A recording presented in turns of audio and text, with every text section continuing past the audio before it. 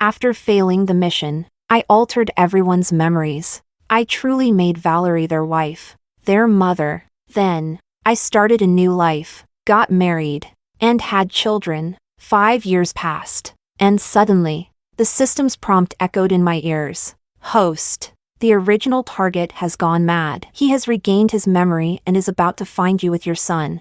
Turning around, Clark and his son were blocking the entrance to my studio, their faces filled with gloom. Why did you leave us? Why does everyone say our wife, mother, is Valerie? Chapter 1. The system prompt sounded just as I was on the phone with my precious son. Russell said that today, the teacher taught them how to make bread. He secretly brought one home, wanting to give it to his mom. On the other end of the line, Eden pretended to be angry. Why not give it to Dad? Dad can also eat it, but Mom has to eat it first. Russell's voice was sweet and tender, and I couldn't help but laugh. The smile had just appeared on my face when suddenly, a familiar system prompt echoed in my ear. Warning, warning, the target is out of control. The system's tone was full of regret. Host.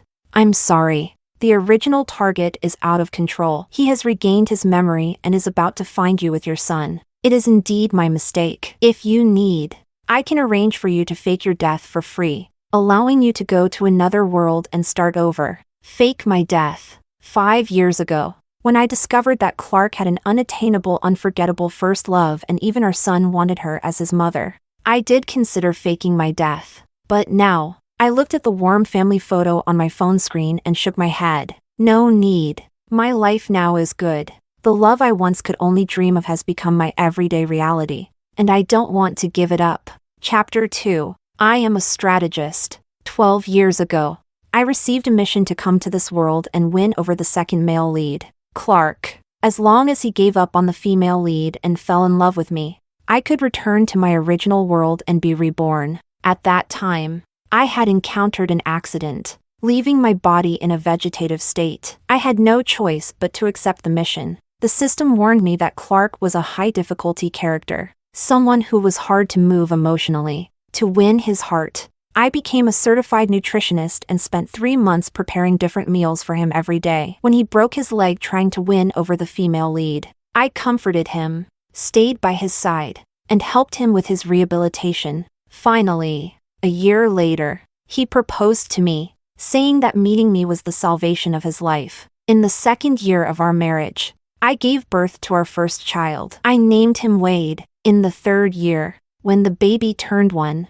Clark held my hand and expressed his hope that we could grow old together with our descendants. I thought the system was malfunctioning since it didn't notify me of the mission's completion. I even thought it wouldn't be so bad to spend the rest of my life happily in this world. Until one ordinary midnight, Clark forgot to log out of his WeChat account on his computer. Clark, I'm back. After all this time, I finally understand what I want. This time, can we get along properly? The message was from Valerie, the original female lead of this world. She was also the unforgettable first love that Clark could never have. 7 years ago, she left Clark and went abroad. Clark drove recklessly to try to win her back but ended up breaking both of his legs. I stayed by his side and helped him with his rehabilitation for an entire year. I thought they had long cut off contact, but it turned out they had been quietly staying in touch all along. The message was sent in their childhood friends group chat. The same group of people who usually affectionately called me sister-in-law were now teasing Clark. It's not easy, Clark. You and your ill-fated lovers finally made it through. When we first got married, I asked Clark to add me to that group, but he said it was just their childhood friends, and no one added their spouses to the group. He also mentioned that I had met all the members before, a bunch of guys with nothing meaningful to talk about. I opened the list of group members, and indeed, they were all people I had met before, except for Valerie, the group owner. Her profile picture was of herself, with her hair swept to one side, showing her delicate profile as she quietly copied scriptures. And Clark's profile picture was, coincidentally, a page from a scripture. I had asked him why he used such an old-fashioned picture as his profile photo. He said it was to pray for me and our son. A wave of nausea rose in my stomach as I stared at the delicate calligraphy, feeling utterly disgusted. Because of Valerie's return, The group chat was lively for a long time. Half an hour later, Clark hesitantly chimed in. Diana has been very good to me and my family. I can't bear to hurt her. Do you love her? Not really. I didn't bother to look at the I can't bear to hurt her message or follow up on the group's reactions. I only saw his reply saying he didn't love me. When Wade was 4 years old, I became pregnant with our second child. At that time, Clark was competing with his older brother for power. To help him secure funding, I flew 80,000 kilometers in a week, sleeping only 3 hours a day. The funding was secured, but I miscarried due to overwork. In the hospital, Clark held me and said that I was the love of his life. The love of his life, but not the one he liked. To Clark, love was a responsibility, a habit, but not something that made his heart flutter. Because there was no spark, the system never alerted me that the mission was complete. The truth of the situation closed the loop at that moment. I opened their private chat history again. Clark cherished every conversation with Valerie. In the 15 years they had known each other, he never deleted any of their messages. 7 years ago, when we got married, Clark sent her a message. I'm marrying someone else. Are you sure you're not coming back? Valerie replied, I have my own dreams I can't give up. 6 years ago, when Wade was just born, Clark sent her a photo of our child. I give up. You said you don't want to get pregnant and have children. If you come back, this child will be ours. Valerie replied, I'll treat him as if he were my own. After that, their conversations became more frequent. During the 7 years of our marriage, Clark would take our son to Australia to visit her every year. Under the pretense of a vacation, they followed each other on all social media platforms. And on Instagram, they seemed like a loving family. My mother-in-law even gave Valerie the bracelet that symbolized being a daughter-in-law of the Song family. The group of friends who usually teased Clark and me behind my back said I was a pathetic woman occupying someone else's place. I laughed out of anger and asked the system, does this mean I failed the mission? Can I fake my death and go to another world for a new mission? After working hard for 7 years, I didn't want to end up heartbroken and return to being a vegetable. The system hesitated. Host, you don't have enough points to go to another world. But, perhaps feeling guilty for not warning me earlier, the system continued. I recently saw the supervisor's plan. With Clark's marriage, Valerie's role as the main female character in this world has ended. A new target will appear in this world. If you successfully win over the new target, your mission will still be considered complete. However, this new target is an SSS level, and the difficulty will be much higher. Does he have an unforgettable first love?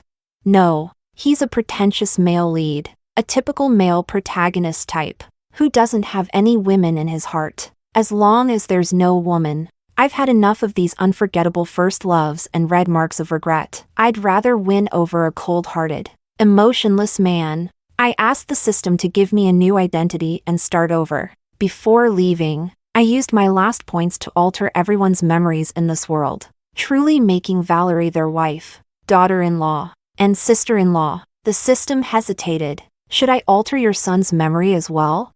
Yes. Change it. Not long after Clark sent that message, Wade sent him a text. I heard Aunt Valerie is back. Dad, can Aunt Valerie be my mom? She's so beautiful and knows everything. She's not like Mom, who only has a bachelor's degree. Even the mom next door has a master's degree. Father and son, one on a business trip, the other at summer camp, were thinking about the same woman from miles apart. The injustice of it all overwhelmed me. Burning into a twisted rage, I took out the family photo from my wallet, lit it with a lighter, and threw it back, burning the house and their passports to ashes. Chapter 3. After that, I accepted the system's mission and began to pursue this world's new pretentious male lead, Eden. Eden was indeed difficult to win over, but fortunately, he had a heart. Every increase in his affection value was clearly manifested in him. The first time, he was being hunted down in a remote mountain,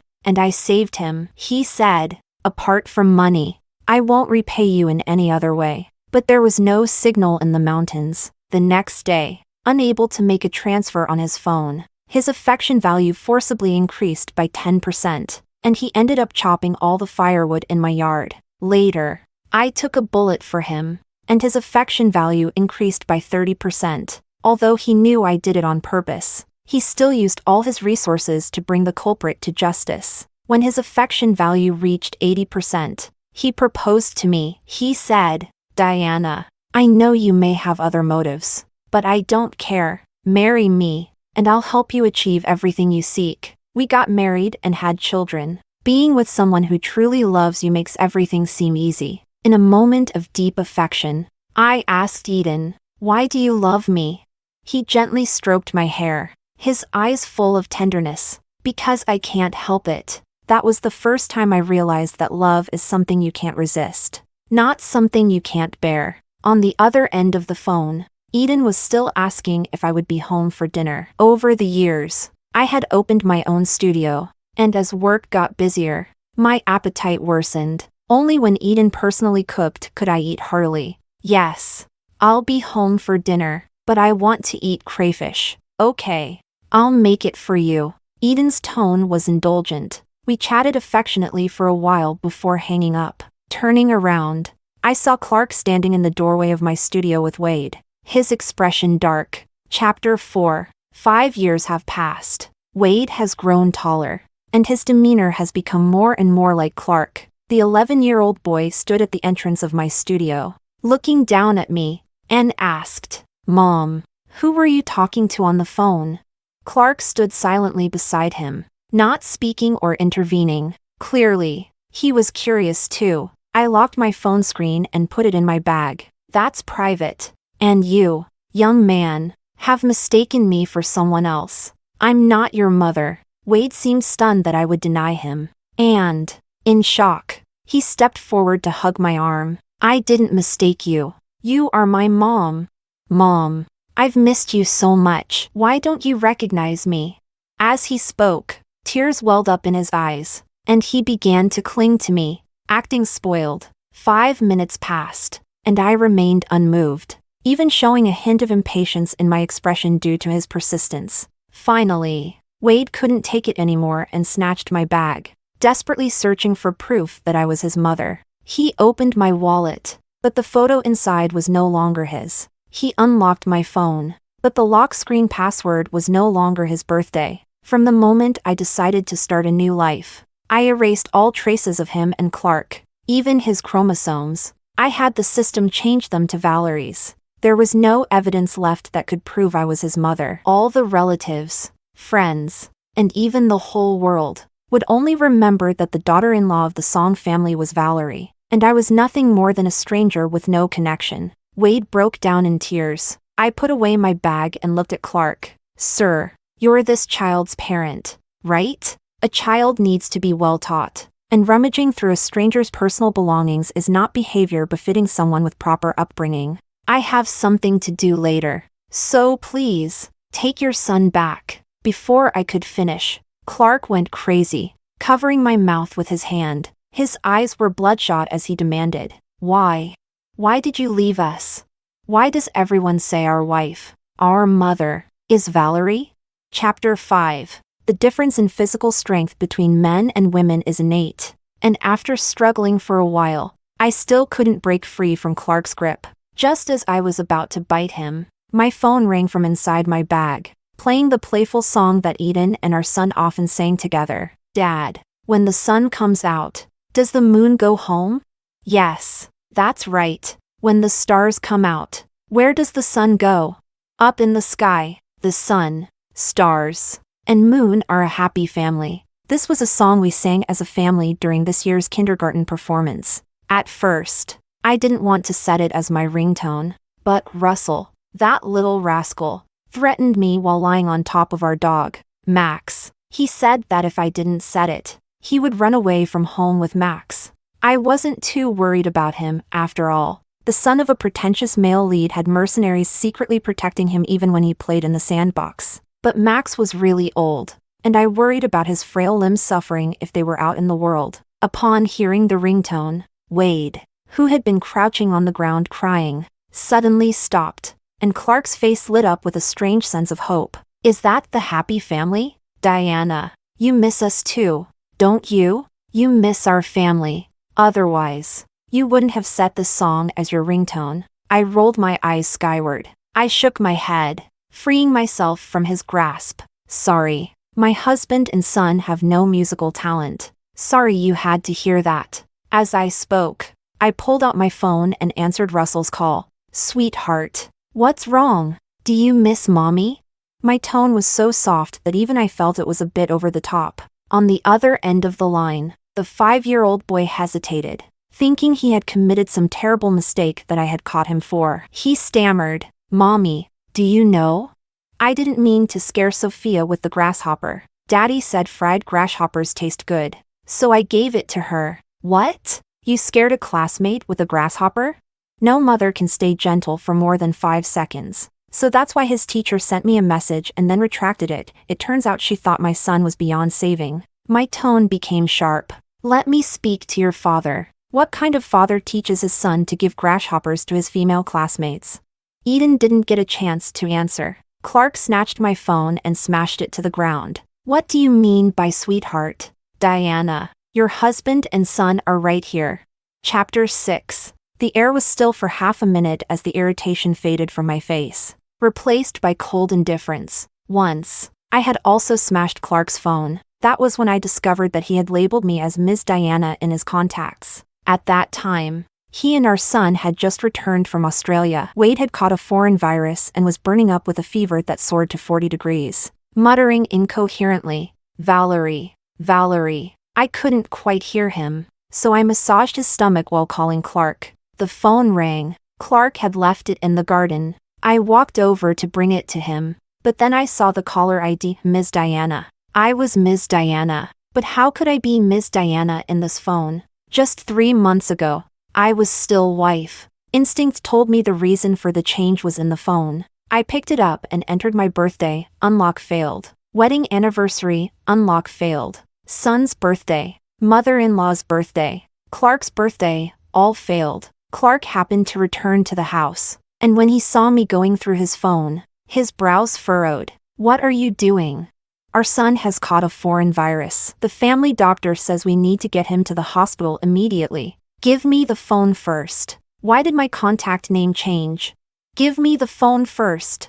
In the struggle, I threw the phone to the ground. Why do you take our son to Australia every year? Why can your mother go, your father go, even your childhood friends go, but not me? Why has my contact name become Ms. Diana?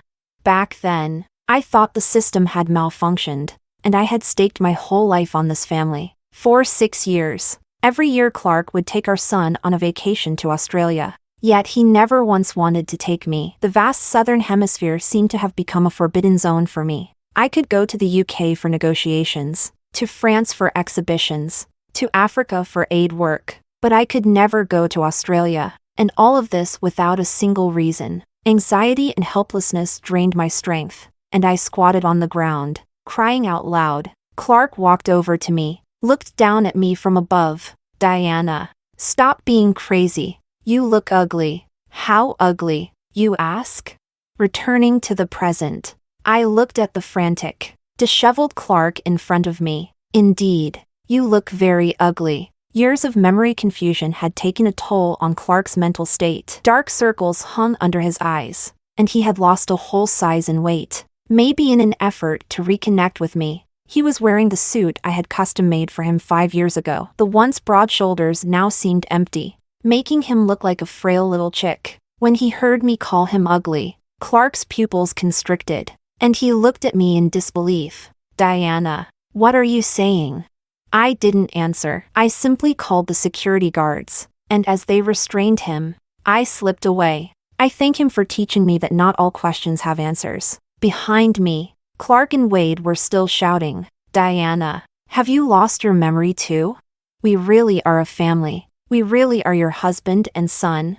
Captain Wong, the head of the security team, who used to be a mercenary under Eden, slapped him across the face. You're delusional. When I got home, Eden was in the kitchen, shirtless, wearing an apron and cooking crayfish. Hearing me come in, he poked his head out and greeted me with a sycophantic smile. Honey, you're back. I made 3 flavors of crayfish today: garlic, salted egg yolk, And spicy. We've got it all. Russell scurried over to help me with my bag. They both thought the sudden disconnection of the call meant I was angry. The mouth-watering aroma of crayfish filled the air as I walked into the kitchen. Next time, don't teach our son nonsense. You only ate grasshoppers back then because times were tough. Now, with all the pollution, be careful you don't end up with an upset stomach someday. Eden nodded. Got it, my dear wife. Chapter 7. That night, Eden pinned me down on the bed and whispered in my ear,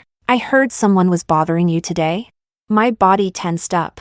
And no one. I immediately regretted it and wanted to slap myself. Wong is his man. The moment Clark and his son set foot in the neighborhood, he must have known. Eden playfully twirled a strand of my hair. No one? They were just two irrelevant people. I didn't want to worry you, so I didn't mention it. I gave in, snuggling into his arms and trying to make up for it by acting sweet. When I accepted this mission, the system warned me that lying and hiding things from Eden was a grave mistake. For a man who had crawled out of the darkness, the thing he feared most was betrayal. But after 7 years with Clark, I was left with deep scars, unable to fully trust or give myself to any man. Eden's hand moved from my neck to my waist. Irrelevant people. Huh? Are you sure, sweetheart? Because I heard the little one called you mom, and the big one called you wife. His large hand gripped my waist tightly, and he bit down on my collarbone, leaving a mark that was uniquely his. Who were those two people? Had we crossed paths before? These questions had probably been thoroughly investigated by the time Russell called me for the second time. Eden hadn't found anything, but I had instinctively lied, and such a lie angered him more than the truth would have. Buried under the weight of him, emotions surged and erupted in the darkness. He covered my mouth like Clark did. His fingers slightly parted, allowing only muffled whimpers to escape. As the first rays of morning light filtered into the bedroom, Eden leaned down and whispered in my ear, Diana, don't ever let me find out you've lied to me, because I don't know what I might do. Eden loves me, this much the system made abundantly clear. His affection for me stands at 99%, but 5 years have passed, and that remaining 1% hasn't budged. I don't even know what's holding it back. He can trust me with his life, tolerate all my pretensions, and would even die for me, but he just can't fully give me his heart. Without the progress reaching 100%,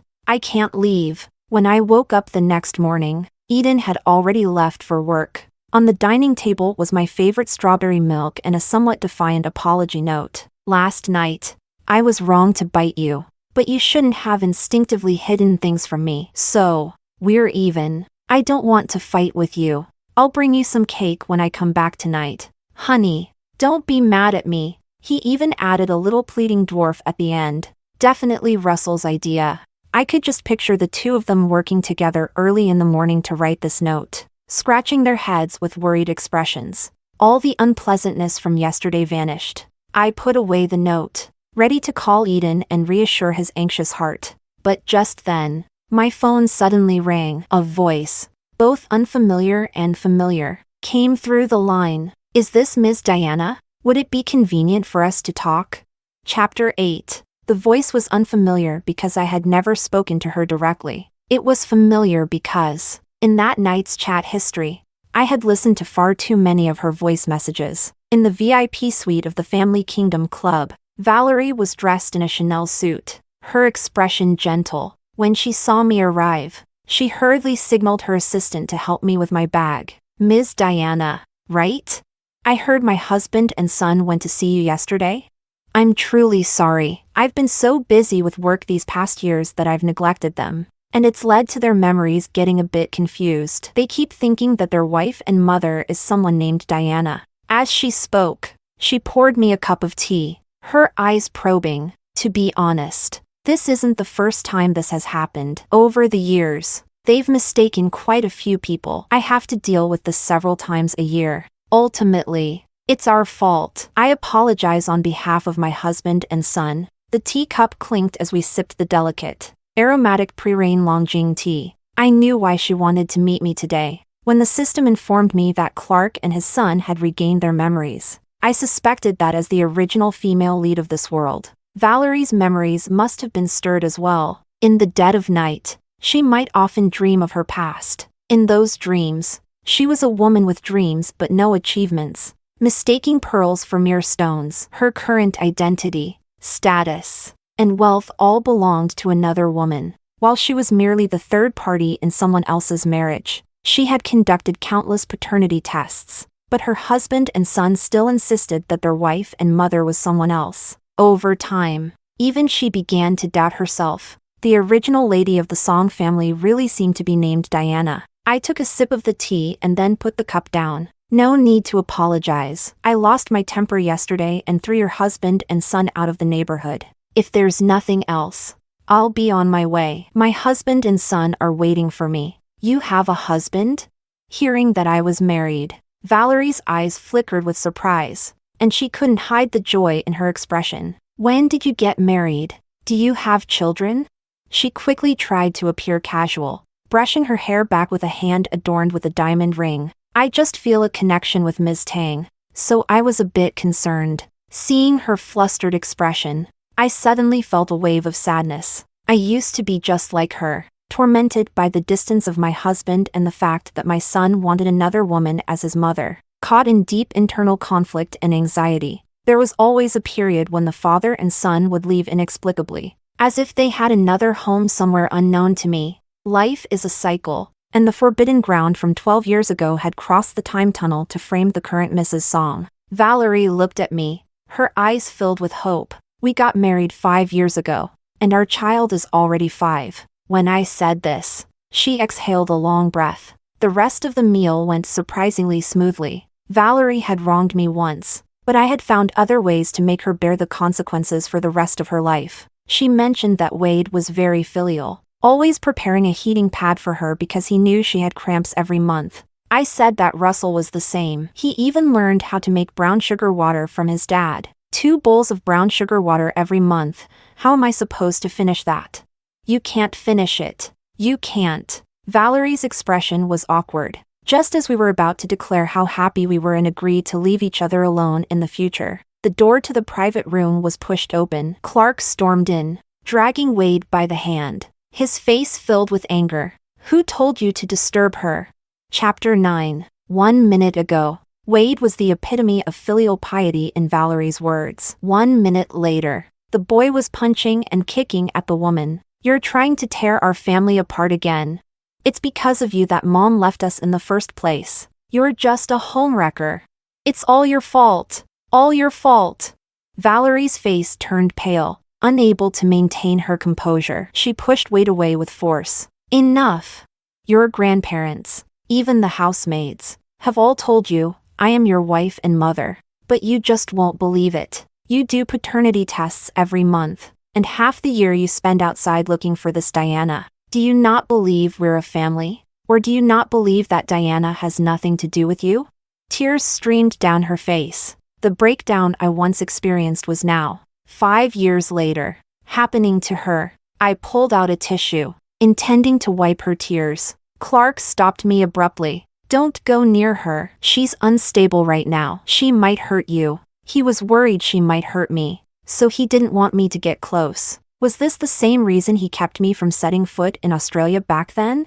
How ironic. I handed the tissue to Valerie and then turned around, slapping Clark hard across the face. You're a disgusting executioner. If I hadn't left back then, if I had stayed and confronted them, would he have treated me the same way he's treating Valerie now?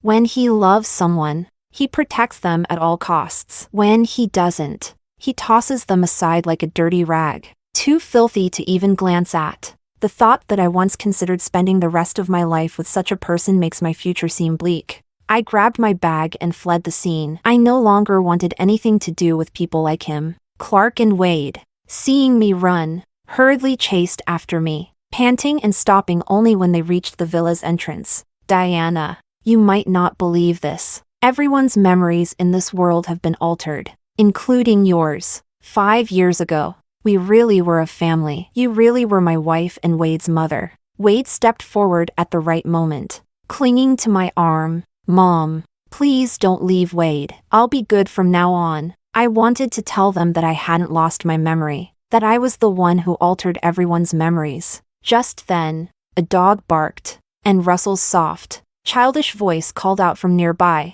"Mom, are you hiding another child from Dad?" Chapter 10. At the entrance of the villa, on the greenery path, Eden stood holding a cake, with Russell and Max by his side, his expression unreadable. From the first time we met, I had told Clark that I was already married, that I now had my own husband and child, but they didn't believe me. Now, with my family standing right in front of them, Clark looked at me, his voice strained. "Who are they?" I stepped forward, linking my left arm with Eden's and taking Russell's hand in my right. "Let me introduce them. This is my husband, my child, and our dog." Hearing itself introduced, Max barked twice, startling Wade, who quickly shrank back. The truth is, Wade used to love Max the most. When he was just a baby and wouldn't stop crying, only the jingling bell carried by the family dog could calm him down. When Wade was 3, he was bullied by older kids in the neighborhood. And Max, despite being beaten by those kids, hobbled over to protect his little owner. But when he was 4, Wade suddenly told me he was allergic to dog fur. How could someone develop an allergy to dog fur after living with a dog for 4 years? I insisted on taking him to the hospital for a checkup. But Clark stopped me. Is the child more important or the dog? That single sentence decided Max's fate. Later, I found out from their chat history that it wasn't Wade who was allergic to dog fur, but Valerie. They sent Max away simply because that year, Valerie found dog hair on them. Dogs only remember kindness, not grudges. Seeing guests at home, Max instinctively wagged his tail to greet them. I patted Max's head. "Silly dog." Clark's lips quivered. "Is this Max?" "Yes. I brought him back." Max was the puppy we adopted on our wedding day. Back then, Clark jokingly said that Max was our eldest son, but in front of his unforgettable first love, even our eldest son was just a dog. By now, Clark understood everything. I had brought back our old dog. I remembered the past. I wasn't unaware that we were once a family. I just didn't want them anymore. The dog had left those who didn't love it, found a new family, and gained new loved ones. Clark let out a self-deprecating laugh and, accepting his fate, moved with Wade to the other side of the greenery path, forcing a polite smile. "It seems we really did mistake you for someone else." Wade's eyes widened as if he wanted to protest, but Clark firmly led him away. Chapter 11. 1 month later, Clark sent me a letter. In it, he told me that he had transferred all his shares to me, something he believed I deserved. Valerie, unable to distinguish between memory and reality, had been admitted to a sanatorium. Wade had severed ties with the Song family and had gone to the UK. At the end of the letter, he wished me happiness for the rest of my life, saying that his belated act of letting go was his way of making amends. Just as I had once let them go, he wished me a life of happiness and a good partner who would always be by my side. Holding this letter, I sat with Max on the rooftop for a long time. In the distance, thousands of lights flickered, the full moon hung high, and the unique noise of this world echoed in my ears. I've been here for 12 years now. I've had 2 husbands and 2 children. Have my parents aged 12 years too? A breeze tousled my hair, and a large hand gently tapped it behind my ear. Eden sat down next to me with a small cake. "You're not happy?" "I'm not mad about what happened today." "Well, maybe a little, but as long as you explain, I'll believe you." He's always like this, clearly a top-level mafia boss outside. But in the game of love, he's willing to play the role of a loser for me. No, that's not right. It's precisely because of the imbalance in our material status that he chooses to play the loser. Because he's afraid I'll feel insecure, afraid I'll feel lost. Gender inequality is common in modern family relationships, but he lowered himself, hiding his sharp edges, to balance the unsteady scales for me. I hugged him, my voice muffled. "I've been married before." I figured, and I had a child with someone else. "I know." Eden hugged me back. "If that's what you were hiding, then I can forgive you. If you miss that child, we can bring him to live with us. Everyone has a past. I only want your present and future." "But Diana, am I really in your future?" I was stunned and looked up at him. His dark eyes were filled with stars and deep affection. I know you're not from this world. I know that once your progress hits 100%, you'll leave. Fireworks exploded in my mind. I proposed to you because I couldn't help it. I have my career. You have your life. I thought that even if you left later, there would be no regrets. As long as you're happy, as long as you want, and as long as I can. But Diana, his hand caressed my face. I don't want to let you go anymore. It was one morning, I think, when I saw you and Russell sleeping peacefully, that I suddenly didn't want to let you leave. My life before was all about fighting and leveling up. But after meeting you, I finally had a home. The system prompt suddenly chimed in. Mission complete. Progress 100%. Host. Would you like to leave this world?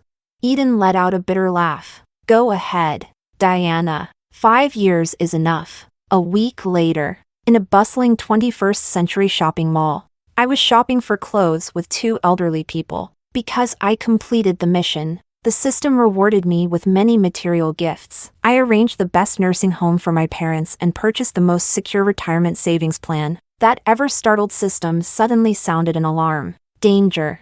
Danger. Dimensional breach. Host. Something's wrong. Your big pretentious husband and little pretentious son have broken through the dimensional barrier to find you. Does your system always breach like this? Is that really okay? Turning around, I saw Eden holding a bag of crayfish, Russell carrying a small cake, and Max with my purse in his mouth, all with grim expressions. You really left when I told you to? If we hadn't come for you, would you have really never returned? I rushed over, hugging the 2 of them and the dog with flattery. How could I? I still had one compensation from the system for its mistake, allowing me to go to any dimensional world. I was planning to settle my parents first and then go find them. Russell puffed up with anger. I nudged him and pointed to my parents. Say hi to Grandpa and Grandma. Grandpa. Grandma. Hey! Meeting the in-laws for the first time, Eden was at a loss, and Max wagged his tail frantically, his big eyes wide with excitement. In this world, I finally had a complete family.